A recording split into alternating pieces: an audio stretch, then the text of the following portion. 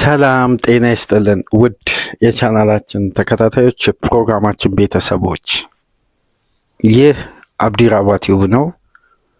ፕሮግራማችንን ላይክ በማድረግ እንዲጀምሩ፣ ላይክ ስታደርጉ የዚህም ፕሮግራም ተደራሽነት ተደማጭነት በርካታ የእግር ኳስ አድማጮች ጋር እንዲደርስ ስለሚያመች ላይክ እያደረጋችሁ እንዲጀምሩ፣ አዲስ ከሆናችሁ ደግሞ ዛሬ ቻናላችንን ከከፈታችሁ የደወል ምልክቷን እየተጫናችሁ ሰብስክራይብ በማድረግ ለቻናላችን ቤተሰብ እንድትሆኑ፣ ይህንን ፕሮግራም ከሀገር ውጭ የምታደምጡ የቻናላችን ተከታታዮች የሁል ጊዜም ድጋፋችሁን በሱፐር ስቲከር፣ በሱፐር ቻት፣ በሱፐር ታንክስ እንድታበረክቱ የአክብሮት ግብዣችን ነው። ሁለተኛው ክፍል የዕለተ ቅዳሜ የክለቦች ብቃት ምንለካበት ጠቅላላ አድርገን 26ኛ ሳምንት ላይ የዚህ ክለብ አቋም፣ የዚህ ክለብ ጥንካሬ፣ የዚህ ክለብ ድክመት፣ አሁን ላይ የሚገኝበት ደረጃ፣ ቀጣይ ማሻሻል ያለበት፣ ማጠናከር ያለበት፣ በቀሪ 12 ጨዋታዎች የሚፈጠሩ ጉዳዮችን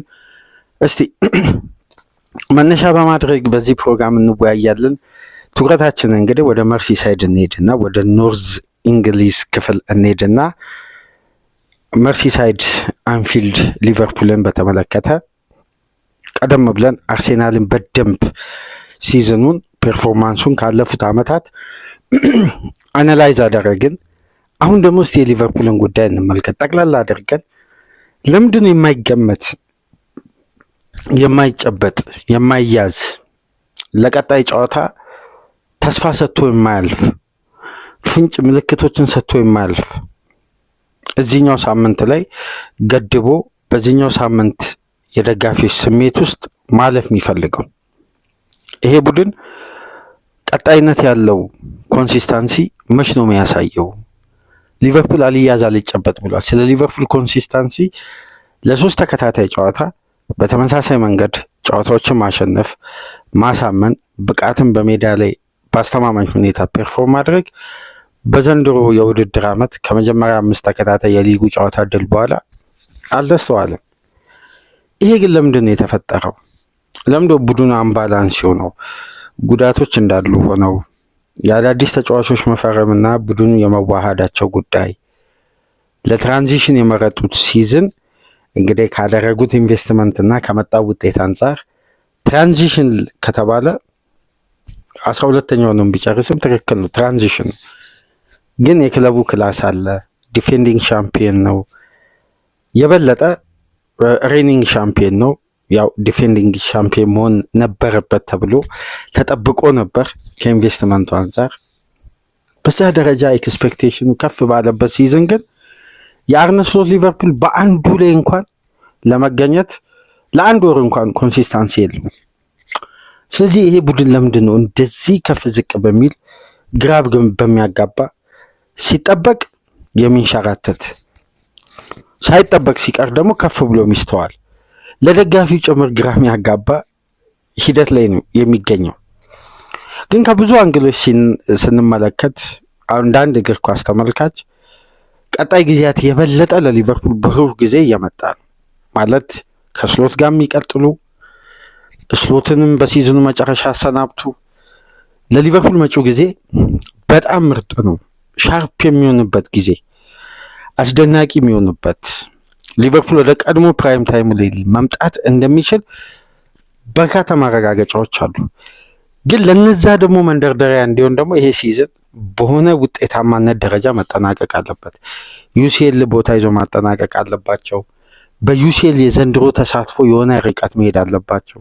ከተቻለ ድል ማድረግ በኤፍኤ ካፕ ዛሬ ምሽት 5 ሰዓት በሜዳቸው የፋቢያን ሁዝለርን ብራይተን ያስተናግዳሉ። ድል አድርገው በኤፍኤ ካፕ ድል እስከ ማድረግ መሄድ አለባቸው። ለምን ደጋፊው ሊካስ የሚገባበት ውጤታማነት በጣም ሃይ ስታንዳርድ ፉትቦልን እያየ ሃይ ኳሊቲ ውጤቶችን ያለፉትን 9 ዓመት እየተመለከተ በአማካይ ሊቨርፑል በየዓመቱ አንዳንድ ዋንጫ የሚያሳካ ቡድን አድርገውት ነበር ክሎፕ በምስል ደረጃ ያስቀመጠው። ስለዚህ አንድ ዓመት የሆነ ያለ ዋንጫ ሲያጠናቅቅ እዚህ ቡድን ላይ ሚስተዋል አንድ ባህሪ የሆነ ከዛ ባህሪ የወጣ ነገር ነው ደጋፊው አይምሮ ውስጥ የሚቀረጸው። የክለቡ አይደንቲቲ ሆኗል። ግን በሆነ አጋጣሚ በሆነ ክስተት በሆነ አክሲደንት ከዛ አይደንቲቲ ውስጥ ወጥቷል እና ያን ጉዳይ መመለስ አሁን ለሊቨርፑል ደጋፊዎች ትልቁ ተስፋ ትልቁ ብርሃን ከፊት ለፊት ያለው የዚህ ቡድን ፐርፌክሽን የመጣ ጊዜ የትኛውን ቡድን እንደማያስቆመው ያውቃል። ግን ያን ፐርፌክሽን ሀዲዱን የማስያዝ ደግሞ ፍንጭ ደጋፊው ዋስትና ይፈልጋል። አሁን በደንብ ተመልከቱ። አብዛኛው ቡድን ለምሳሌ አምና ፔፕ ሁለተኛ ሲዝን ከየትኛውም ቡድን በላይ በርካታ ነጥብ ያገኘው የፔፕ ጋርዲዮላ ማንቸስተር ሲቲ ነው። ለዘንድሮ የውድድር ዓመት ሽግግር እንዴት ጃንዋሪ ላይ እንዳደረገ ታስታውሳላችሁ። ስንት ተጫዋች እንዳስፈረመ 2022-23 የኤርገን ክሎፕ ሊቨርፑል ለሽግግር የአማካይ ክፍሉ ኢነርጂ ማጣት አማካይ ክፍሉ እንዳበቃለት ታየ። 5 ተጫዋች ሸኙ፣ 4 አማካይ አስፈረሙ። ቡድንን የማስቀጠል አዲስ ሙከራ ሁለተኛ ሲዝን ላይ ታስታውሳላችሁ። ሊቨርፑል እነ ሊድስ ዩናይትድን በሜዳቸው 6-1 ድሎቹ የቀጣይ ዓመት ብርሃንን በደንብ ያሳይ ነበር። ምስሉን እየገለጸ ኤክስፐሪመንቱን ቀጣይ የውድድር ዓመት በዚህ የውድድር ዓመት ላይ ሆነው በምልክት 3 ነጥብ ማግኘት ይጀምራሉ። ለምን? ለኤክስፐሪመንት ፕሪሲዝን የበለጠ ማጠናከሪያ። በቃ በዚህ ሪትም በዚህ ሲስተም ዓመቱን ሙሉ እንጫወታለን። ፊዚካሊ፣ ቴክኒካሊ፣ ታክቲካሊ ተጫዋቾች የሚያዘጋጁበት ነው። ኤክስፐሪመንትን ግን በውጤት ለመሞከር ሪስክ ይፈልጋል እና ክሎፕና ጋርዲዮላ እንደዛ አድርገዋል። የቀጣይ ዓመት ፕላናቸውን ሁለተኛ ሲዝን ላይ ሲሞክሩት እና 3-3 ክሎፕ አዳፕት ለማድረግ ሁሌ የምናነሳው ነጥብ አለ። ፒተር ክሪዝዋክ፣ ፔፕ ላይንደርስ እና የርገን ክሎፕ በአርኖልድ ላይ 3 አይነት አቋም ነበራቸው። ክሎፕ ፉልባክ ነው ብሎ ያምናሉ። ላይንደርስ ኢንቨርትድ ፉልባክ ነው ብሎ ያምናል። ፒተር ክሪዝዋክ ደግሞ ሚድፊልደር ነው ብሎ ያምናል። አስቡ፣ 3 አይነት አርኖልድን የሚከራከሩበት አርዕስት አለ። 3ቱም ግን ትክክል ናቸው። የበለጠ የሚያስማማው ደግሞ የክሎፕን ፉልባክነት የፕሪዝዋክን ኢንቨርትድ አማካይ መሆንን ፔፕ ሊንደርስ ሁለቱን የሚያስማማ ኢንቨርትድ ፉልባክን በማምጣት 3-3 ሲስተምን በአርኖልድ ለ2023-24 አዳፕት ለማድረግ 2022-23ን የኤክስፐሪመንት ሁለተኛ ሲዝን አደረጉት። ትላልቅ ምልክቶችን አዩ፣ ሪስኮችን ወሰዱ። ትልቁን ሪስክ ወስደው ሲስተማቲካሊ ሊቨርፑል ከኤሮፓ ሊግ ውጭ ሆነ፣ ከሻምፒየንስ ሊግ ውጭ ሆኖ ወደ ኤሮፓ ሊግ ገባ። ስለዚህ የርገን ክሎፕ ባላቸው አማራጭና የገበያ ላይ ሪሰርች 4 አማካዮችን በማምጣት የበለጠ መረጋጋትን ፈጠሩ። ጥሩ ትራንዚሽን። አስደናቂ ቡድን እኮ ነው ክሎፕ ያሸጋገሩት። ካስተዋላችሁ ለአርነ ስሎት፣ አንዲ ሮበርትሰን፣ ቨርጂል ቫንዳይክ፣ በ4 አጋጣሚ ኢብራሂም ኩናቴ ለፈረንሳይ ብሔራዊ ቡድን፣ ትሬንት አሌክሳንደር አርኖልድ።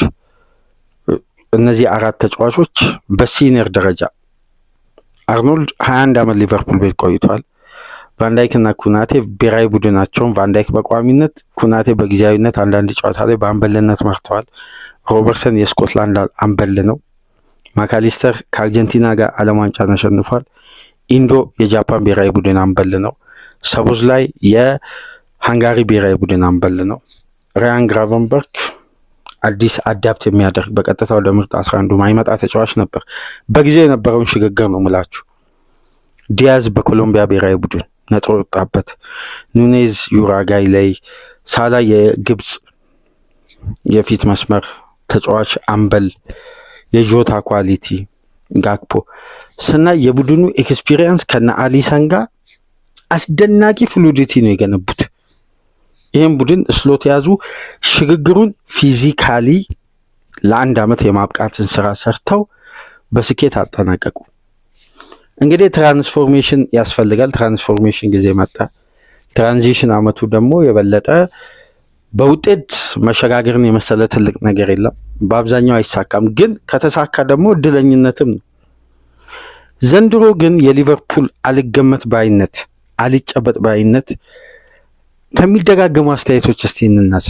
በደንብ ካስተዋላችሁ አርነ ስሎት ለምሳሌ እስከ ባርንስሊ ጨዋታ ድረስ ከሰጡት 30 ፕሬስ ኮንፈረንስ 28ቱን ኮምፕሌን ያቀረቡት የረጃጅም ኳስ እና የሴት ፒስ፣ የዴድ ቦል፣ የመልስ ውርወራ እነዚህ ኳሶች ላይ በጣም ያተኩራሉ።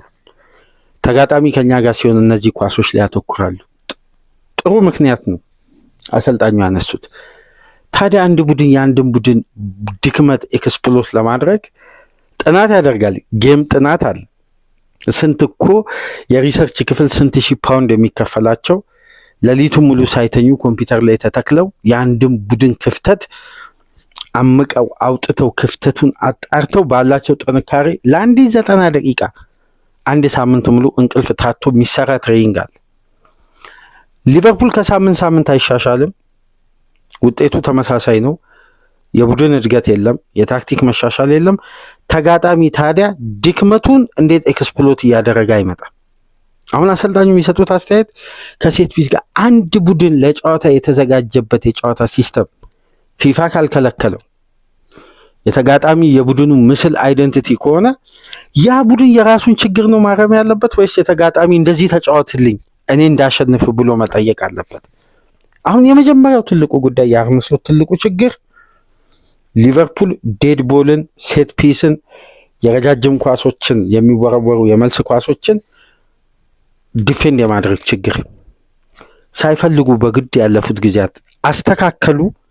የሊቨርፑል ውጤት ላይ በተወሰነ ጭላንጭል የሚታይ ለውጥ መጣ። ያ ጭላንጭል ለውጥ ግን አሁን መግቢያ ላይ ያነሳውላችሁ ቀጣይ አመታት ለሊቨርፑል የስኬት በጣም አስደናቂ አመት ለሊቨርፑል እየመጣ እንደሆነ በእርግጠኝነት መናገር የምንችለው ዊዜ የተላመደበትና ባለፉት ጨዋታዎች ክላስ ፐርፎርማንስ አለ አይደል? ዊዘን ለምን ሊቨርፑል 116 ሚሊዮን ፓውንድ እንደከፈለ ለምሳሌ አንድ 90 ደቂቃ መመዘን ይቻላል። በአንድ 90 ደቂቃ የተጫዋቾች ፐርፎርማንስ ባይለካ እንኳን ስለ ክላሱ ጥያቄ ላላቸው እግር ኳስን እንዴት አንደር ሬት እና ኦቨር ሬትድ ፐርፎርማንስ አናላይዝ እንደሚደረግ በደንብ ሳይገባቸው ኦቨር እና አንደር ነው እያሉ ለሚሰጡ ተንታኞች ምላሽ ሊሆን የሚችል ለምሳሌ ኒውካስልን ጨዋታ፣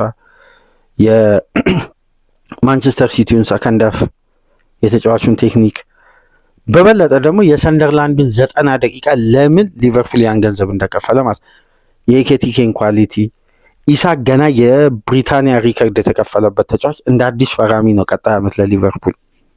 እነዚህ ጉዳዮች ሲታዩ ሊቨርፑል ከፊት ለፊቱ ትልቅ ብርሃን አለ። እዚህ ጋር ግን አንድ ድልድይ መሻገር ያለበት ትልቅ ድልድይ አለ፣ የዩኤፋ ሻምፒየንስ ሊግ ማለት ነው። እዛ ብርሃን ላይ ለመድረስ ይሄን ድልድይ ከተሻገረ ሊቨርፑል ከዛ ብርሃን ውስጥ ለ6 ለ7 ዓመት መቆየት ይችላል። የቡድኑ ግንባታ ስትራክቸር፣ ቀጣይ እቅዶችን ስንመለከት በወረቀት ደረጃ አስፈሪ ጊዜያት ለሊቨርፑል ተገፈው አልፈዋል። በቃ ባለፉት ወራት ቀጣይ ጊዜ ለሊቨርፑል ትልቅ የስኬት ዘመን ነው። ግን ቀጣይ 12 ጨዋታ ልክ እንደ ድልድዩ ነው። ትልቅ ለአርነ ስሎት ያለፉት 26 ጨዋታ ማስተማሪያ ካልሆናቸው የዚህ ቡድን አልጨበጥ ባይነት በየሳምንቱ ግራ የሚያጋባ ውጤት። አንድ ጉዳይ ትናንት ምሽት ተመልክቼ በጣም ያስገረመኝን ጉዳይ ልጠቁማችሁ። በዘንድሮ ሲዝን ኦፕታ ለሊቨርፑል ተጋጣሚዎች በሰጠው ግምት ምክንያት 86% የኦፕታ ግምት ስህተት ሆኗል። ይሄን ታምናላችሁ? በዘንድሮ ሲዝን 86%። እነዚህ 86% ግምቶች ደግሞ ውድቅ የሆኑት ለሊቨርፑል ባለፉት ሊቨርፑል በጣላቸው ጨዋታዎች በሙሉ ሲዝን ላይ ከፍተኛ ግምቱ ለሊቨርፑል በሆም አድቫንቴጅ፣ አዌይ አድቫንቴጅ። ለምሳሌ ሊቨርፑል እና ኖቲንጋም ፎረስት ሲጫወቱ ኦፕታ ለሊቨርፑል 84.6 በዘንድሮ ሲዝን ለየትኛውም ቡድን ሰጥቶ ማያውቀውን ከፍተኛ የማሸነፍ ግምት ሰጥቶ ነበር። በየትኛውም ጨዋታ ላይ ለየትኛውም ክለብ በሊጉ አናት ላይ ለሚገኝም አርሴናል፣ ለተከታዩም ሲቲ፣ ለየትኛውም የእንግሊዝ ክለብ ሰጥቶ አያውቅም። ሊቨርፑል ያን ጨዋታ በሜዳውና በደጋፊ ፊት ተሸነፈ። ከፒኤስቪ አይንድሆቨን ጋር 81.8 ሰጥቶታል ለሊቨርፑል። ስለዚህ አይደለም የእግር ኳሱን ቤተሰብ በቴሌቪዥን ስርጭት ለሚመለከት ይቅርና እያንዳንዱን ዳታ ሰብስቦ ጨምቆ አውጥቶ አውርዶ ከ10 ሺህ ድምፅ ከሚሰጡ ሰዎች ጋር ተነጋግሮ ሜዳ ውስጥ በሚገጠሙ ማሽኖቹ የእያንዳንዱን ተጫዋች ፐርፎርማንስ ከለካ በኋላ አናላይዝ አድርጎ ለቀጣይ ጨዋታ የተጫዋቾችን ብቃት መለኪያ በዓለም አቀፍ ደረጃ ለፊፋ እያቀረበ የተጫዋቾች ሬት እንዲሰራ ዘመናዊ አሰራር ያመጣው ኦፕታ እንኳን በሊቨርፑል ላይ ግምቱን ማስተካከል አልቻለም። እሺ ሌላ የሚያስገርማችሁን ጉዳይ ልንገራችሁ። ሊቨርፑል እና ማንቸስተር ሲቲ ሲጫወቱ ኦፕታ ለሊቨርፑል 43.6 ሰጥቷል። ለሲቲ የሰጠው ወደ 30.2 ምናምን። ሊቨርፑል ተሸነፈ። ከሰንደርላንድ ጋር በሚያስገርም ሁኔታ ሰንደርላንድም ሊቨርፑል እኩል ሬት አገኙ። ያ ማለት ጨዋታው ባቻ ያልቃል በአብዛኛው ግምትና ኦፕታን እየተመለከቱ ጨዋታውን ቅድመ ግምት ከአስተላለፍ፣ ከቁጥሮች፣ ከተጫዋቾች ብቃት፣ ከወቅታዊ አቋም፣ ከተከታታይ ጨዋታ ጋር መነሻ በማድረግ ሲመለከቱ ወደ አቻ ያደላ ነው በአብዛኛው ፐርሰንት 70-60%። ሊቨርፑል ደግሞ አሸነፈ በክሊን ሺት። ስለዚህ የቡድኑ ፐርፎርማንስ እርግጠኛ ለመሆን በሚያስችል ደረጃ ላይ አይደለም። ቀጣይ 12 ጨዋታ ግን በክለቡ ህልውና ላይ የሚወሰን። በነገራችን ላይ ትናንት ምሽት ሊቨርፑል ኢኮሌ ምን ተመለከትኩኝ መሰላችሁ አድማጮች? እንደምታውቁት ቶትናም ቶማስ ፍራንክን አሰናበተና ትናንትና ክሮሺያዊውን የቀድሞ የክሮሺያ ብሔራዊ ቡድን የጁቬንቱስ ተጫዋች የነበረ ባለፈው ዓመት በዘንድሮ ከጁቬ ጋር አብሮ በጋራ የጀመረ ቲያጎ ሞታን አምና የተካ ጥሩ ታክቲሻን አሰልጣኝ አለ፣ ኡጎር ቱዶር። እንደውም አባይ የተጫዋች ሲጫወት ቴክኒሻል አይደለም በቃ ፋራ ነው ሜዳ ውስጥ ምናምን ብሎ ነግሮኛል ብዙ። ስለዚህ ተጫዋች ኡጎር ቱዶር የሚባለው ግን በአሰልጣኝ ማኔጅመንት ታች ላይ ባለው የታክቲክም እውቀት ጨዋታን የማንበብም በጁቬ በጣም በጣም በጣም አስደናቂ፣ በተለይ እነ ከናን የልዲዝን ከቲያጎ ሞታ ተረክቦ ያበቃበትን አንድ ስቴፕ ከፍ ያደረገበትን ኳሊቲ ስናይ የነ ዳግላስ ሉዊስ ቴክኒክ ለአማካይ ክፍሉ ብዙም የማያድግ መሆኑን ተረድቶ ቀደም ብሎ ከፕላን ውጭ በማድረግ ለወጣት ተጫዋቾች የሚሰጠው እድልና ታክቲካሊ ጄኑዊን ነው ተብሏል። በጣሊያን ሴሪያ ይህን ጉዳይ አይተናል። ፕሪሚየር ሊግ እና ሴሪያ ደግሞ ፍጹም የተለያዩ የሊግ ባህሪ ያላቸው ነው በአጨዋወትም በብዙ መመዘኛ እና ኡጎር ቱዶርን ቀጥረዋል። በተጨማሪም ማሪናኪስ 6.4 ሚሊዮን ፓውንድ ከስረው በዘንድሮ ሲዝን አድማጮች 24.8 ለአሰልጣኝ ስንብት የኮንትራት ማፍረሻ ኪሳራ ከፍለው ሼንዳይክን ካሰናበቱ በኋላ ትናንትና ደግሞ ቪክተር ፔሬራን ቀጥረዋል። የቀድሞ የልቭስን አሰልጣኝ።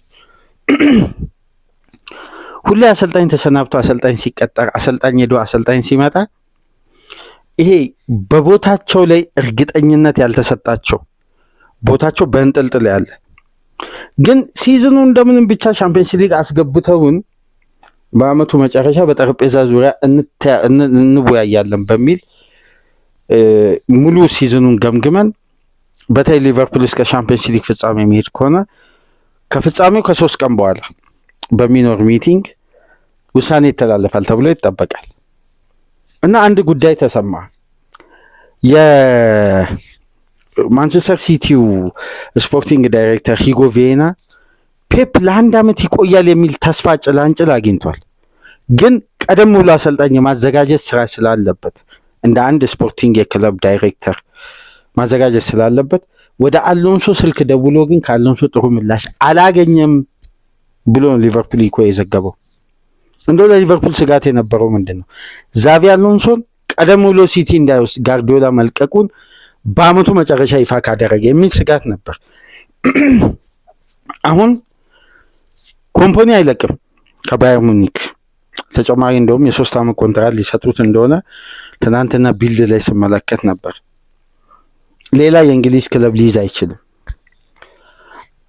አሎንሶ ደግሞ ሁሌ ፋብሪዚዮ ሮማኖን የምታደምጡ ከሆነ አንድ የሚላት ነገር አለ። በጣም በጣም በቅርቡ ይሄ የውድድር ዓመት ከማለቁ የተወሰኑ ጊዜያት በፊት ፕሪ አግሪመንት ልንሰማ እንችላለን፣ በቅርቡ የአሰልጣኝነት ሹመት ሊያገኙ ይችላሉ ብሎ አስተያየት እየሰጠ ነበር። ስለዚህ አሁንም የስሎት ስራ በአመቱ መጨረሻ በሚመዘን ውጤታማነት ላይ ጥገኛ የሆነ ነው። ስለዚህ አሰልጣኙ ለስራቸው ዋስትና እንኳን ለማግኘት ለራሳቸው የስራ ሲቪም ሲባል ከተሰናበቱ እንደምታውቁት ወደ 13 ሚሊዮን ፓውንድ ገደማ ነው የሚያገኙት። ወደ 15 ከፕሪሚየር ሊግ ፕራይዝ ጋር ተያይዞ የሚከፈላቸው ካሳ ለኮንትራት ላይ የሰፈረ እንዲሁም በተመሳሳይ የኮንትራት ማፍረሳቸው። ስለዚህ በአመቱ መጨረሻ ግምገማ አለ። ይህም በየፕሮግራሙ ማነሳበት መረጃዎችን ያየውበት የራሴ የሆነ መንገድ ስላለ ነው።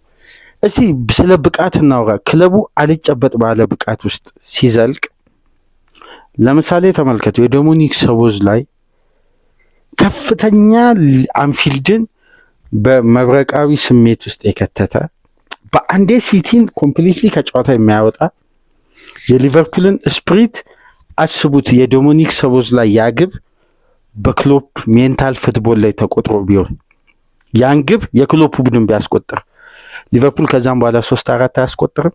ማንቸስተር ሲቲ ላይ በዛ የአንፊልድ ግለት የጨዋታ ኤክስፕሬሽን እና ይሄ ኔቨር ሉዝ ዩር ካራክተር ቢኮዝ ዩር ካራክተር ኢዝ ዩር አይደንቲቲ በሚል የክሎፕ ፍልስፍና ውስጥ ሊቨርፑል ያን ሞመንተም እንዴት ጊሩን ጨምሮ ወደ ማጥቃት እንደሚቀይር ታስታውሳላችሁ። ሊቨርፑል እንዲህ አይነት ቀዳዳ ካገኘ ጨዋታውን የመቀየር የሆነ ተርኒንግ ፖይንት ካገኘ በደካማው ሊቨርፑል የምታስታውሱ ከሆነ ከአርሴናል ጋር አንፊልድ ላይ 2-2 ጄሱስ እና ማርቲኔሊ ከረብ በፊት አግብተው እየመሩ አርኖልድን ዣካ ተንኮል ሰርቶ ከኋላ ጠልፎት ምናምን ዣካና አርኖልድ መካከል ጸብ ተጀመረ። አንፊልድ ተናወጠ ጨዋታው። ከዛም በኋላ ወደ አርሴናል አጋጣሚ ሊመጣ አልቻለም። ከ33 ደቂቃ በኋላ የሊቨርፑል ኢንቴንሲቲ ግለት ከደጋፊው ምክንያቱም ኢንቴንሲቲ ፉትቦል እና የደጋፊው ዌቭ ሌንግዝ እኩል እንዲጓዝ አድርገው ነው በአይደንቲቲ ደረጃ ክሎፕ የገነቡት። ያ 74ኛ ደቂቃ ላይ የተቆጠረው ቅጣት ምት የሊቨርፑልን ጊር ነው መጨመር ያለበት ወይስ ጊሩን ነው ማውረድ ያለበት? አሁን እኮ ግራም ያጋባው የሊቨርፑል አይደንቲቲና አልጨበጥ ያለው ፐርፎርማንስና የተጫዋቾች ፐርፎርማንስ አሁን እኮ በሊጉ ከሚገኙ ተጫዋቾች እንደውም የተሻሉ ፐርፎርም እያደረጉ ያሉ ተጫዋቾች አሉ። በአምስቱ ትላልቅ ሊግ ለምሳሌ ክፍት ከሆነ እንቅስቃሴ ኪሊያን ኢምባፔና ላሚን ያማል፣ ሚካኤል ኦሊሴ ብቻ ናቸው ፍሎሪያን ቪርትዝ በአምስቱ ትላልቅ ሊግ ቻንስ ክሬት በማድረግ የሚበልጡት። ይህ ተጫዋች 66 ክፍት ከሆነ እንቅስቃሴ ቻንስ ክሬት አድርጓል። በፕሪሚየር ሊጉ ብቸኛ ተጫዋች ነው ክፍት ከሆነ እንቅስቃሴ ነው። በጠቅላላ ቻንስን ክሬት በማድረግ ነው ብሩኖ ፈርናንዴዝ ትልቁን ቁጥር የያዘው።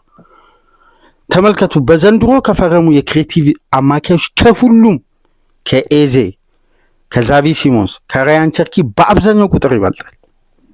ፐርፎርማንስ አናላይዝ ካደረግን ነው የምላችሁ። ተመልከቱ፣ አሁን ከኢዜ ጋር ኢዜ 12 ጨዋታ አድርጓል። 8ቱን በቋሚነት 8ቱን ከቤንች ላይ በመነሳት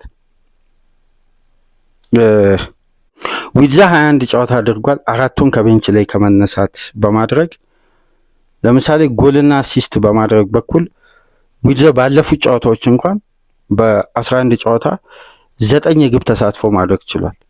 ኤክስፔክትድ ጎል በማድረግ ኢዜ 2.1 ነው፣ ዊዛ 6.8 ነው። በየጨዋታው በሚደረግ ሙከራ ዊዛ በአማካይ 1.9 ሙከራ ያደርጋል። ኢዜ 1.2 ነው ሙከራ የሚያደርገው። ድሪብል በየጨዋታው በማድረግ ዊዛ 1.8 ድሪብሎችን ያሳካል በየጨዋታው። ኢዜ አንድ ድሪብል አያሳካም። እንዲሁም ቻንስ ክሬት በማድረግ በኩል በአጠቃላይ በፕሪሚየር ሊጉ ብቻ 49 ቻንስ ክሬት በማድረግ ዊዛ ከሁሉም ተጫዋቾች በዚህ ሳመር ከተዘዋወሩ ተጫዋቾች አንደኛ ነው። ኢዜ 9 ቻንስ ነው ክሬት ያደረገው። ቢግ ቻንስ ክሬት በማድረግ በኩል ዊዛ 8 ቢግ ቻንሶችን ክሬት አድርጓል። ኢዜ 3 ቢግ ቻንስ ነው ክሬት ማድረግ የቻለው። እስቲ በተቃራኒው ደግሞ ከዛቪ ሲሞንስ ጋር ተመልከቱ። ከ15ቱ 5ቱን ተቀይሮ ነው የገባው። ጎልና አሲስት 4 አሲስት 1 ጎል ነው ያለው። ኤክስፔክትድ ጎል 2.2 ነው። ዊዘ 6.8 ነው። ቅድም እንዳነሳ ነው በየጨዋታው በሚደረግ ሙከራ ዊዘ 1.9 ነው። ይሄ ተጫዋች 1.2 ነው። ድሪብሎችን በማሳካት በቻንስ ክሬት በማድረግ 49 ለ26 ነው። በእጥፍ ሊበልጠው የ2-3 ነው። ቢግ ቻንስ ክሬት በማድረግ 8 ለ6 ነው። በሁሉም ቁጥሮች ከነዚህ ተጫዋቾች ይበልጣል። ፐርፎርማንስ በግል ካየን አስተማማኝነቱ ያለው ሊቨርፑል ልጅ ውጤቱ ግን ለምን የማይጠበቀው ይሄ ክለቡ በጥሩ የቡድን ቅንጅት እየተጓዘ ግን ሜንታሊቲው ካለፈው አስተሳሰብ ጋር ስለሚጣረስ ምክንያቱም ከኬዮስ ፉትቦል ወደ ኮንትሮል እየተቀየረ መጣ። ያው አልፎ አልፎ ያ ኢንቴንሲቲ እንዳለ ሆኖ ግን መብለስ ሲፈልግ ከኮንትሮል ወደ ከኢንቴንሲቲ ወደ ኮንትሮል ሲቀየር የሊቨርፑል ሞመንተም ከደጋፊ ጋር አብሮም እየወረደ መጣ። ለዚህ ነው የዶሚኒክ ሶቦስላይ ቅጣት ምት ያነሳው። በክሎፕ ጊዜ ተቆጥሮ ቢሆን ኖሮ ሊቨርፑል ግብ ይደጋግማል እንጂ አያፈገፍግም ወደኋላ። ለምን? ያን የደጋፊውን ኢነርጂ ድጋፍ ስሜት ወደ ኃይል ይቀይሩታል። ያን ኃይል ደግሞ ተጫዋቹ በከፍተኛ ተነሳሽነት ይሄ ለክለቡ አሟጦ ራሱን የመስጠት አእምሯዊ ጥንካሬ ሰጥተው ስለሚገቡ ታክቲካሊም ዶሚኔት ያደርጋል፣ ሜንታሊም የበለጠ ዶሚኔት ያደርጋል ሆም አድቫንቴጅን። ይሄ ካራክተር አሁን ሊቨርፑል ላይ መጥፋቱ የምንመለከተው የወጥነት ችግር አይጠበቅም። በቀጣይ ጨዋታ ይህን ጨዋታ ያሸንፋል የተባለበትን ጨዋታ በጣም በሞተ ብቃት ሊሸነፍ ይችላል። ይሄ ነው አሁን የክለብ አይደንቲቲ ላይ ታስታውሳላችሁ። በመጀመሪያ ዙር አንዳንድ ፕሮግራሞች ላይ ስንሰራ ረገና ነው እስከ ፈረንጆች አዲሱ ዓመት ተመልከት እንጂ አቸኩል ለምን እንደዚህ ለማለት ሞከርክ? የሊቨርፑል ደጋፊዎች ጤናማ አስተያየት ይሰጡን ነበር። አይደንቲቲ ክራይስ ብለን ከሁሉም በፊት ሰርተን ነበር። አይደንቲቲ ክራይሱ የጀመረው ከኢንቴንሲቲ ወደ ኮንትሮል ለመቀየር የደጋፊውን ዌቭ ሌንግዝ አብሮ ያወረደ ነው። የደጋፊው ያ ኢነርጂ ሜዳ ውስጥ ቢኖር ቢያንስ የተጫዋቾች ተነሳሽነት አይወርድም። አሁን የተጫዋቾችም ተነሳሽነት ከፍ ዝቅ በሚል ብቃት ውስጥ ነው የምንመለከተው። አስተማማኝነቱ እሺ ዊዛ አዳፕት አደረገ። ኬቲኬ ከመጀመሪያ ጊዜ አንስቶ ነው። ማካሊስተር ባለፉት 2 ጨዋታዎች የነበረው ብቃት ሶቦስላይ ሲዝኑ ሙሉ። ግራቨንበርግ ምርጥ ሆኗል። ቫንዳይክ እና ኮናቴ የቀድሞ አይነት ሶሊድነት እያመጡ ነው። ሮቦ ኤክስፒሪየንሱን በደንብ ለክለቡ እያበረከተ ነው።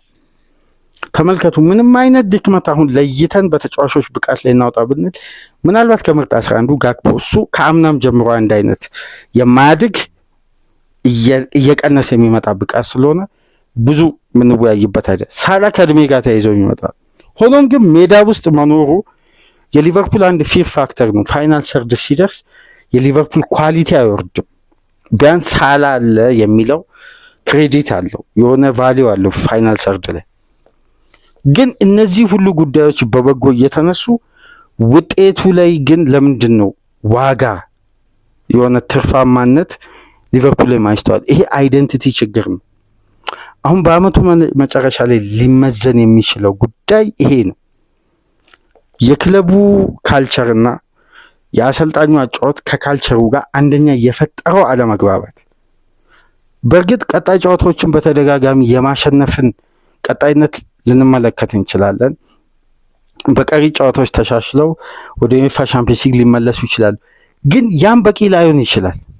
አሁን ከሰንደርላንድ ጨዋታ ጋር ያለፈው ሳምንት እንደዚህ ብለህ ከሰንደርላንድ ጋር ደግሞ ሲያሸንፉ እንደዚህ እያልክ ነው የሚል አስተያየት ከሰንደርላንዱ ጨዋታ በኋላ ተሰጥቶኝ ነበርና አንድ ቡድን ሲያሸንፍ በአሸናፊው ቡድን በኩል መነሳት ያለባቸው በጎ ጉዳዮች መነሳት የለባቸውም እንዴ?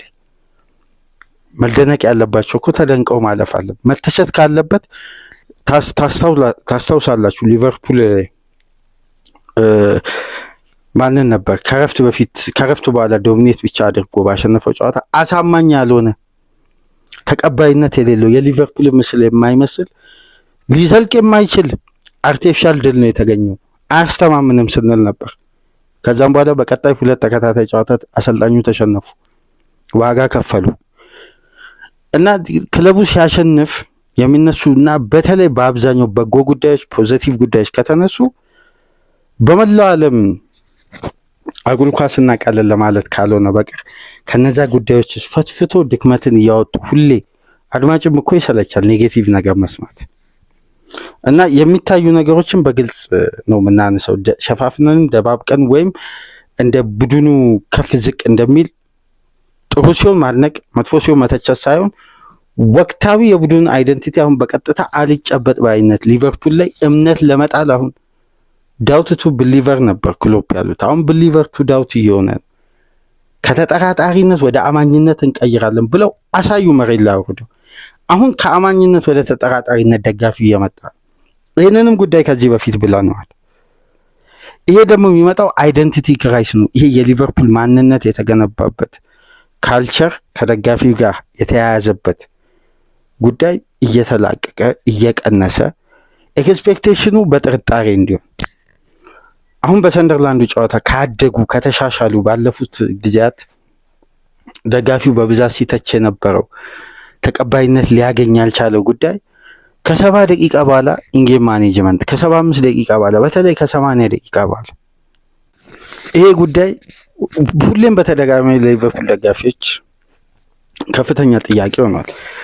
ምክንያቱም ክለቦች ደግሞ በአንድ አይነት መንገድ ለማስቆጠር ጥረው ውጤታማ የሚሆንበት በአንድ አይነት መንገድ ረጃጅም ኳስ ይሞክራሉ፣ ዴድቦሎችን ይሞክራሉ፣ ግን አያጡም፣ አይስቱትም። በዚህ በኩል ለምን ይሄ በስትራክቸር ሎ ብሎክ ነው የሚከተሉት ይላሉ።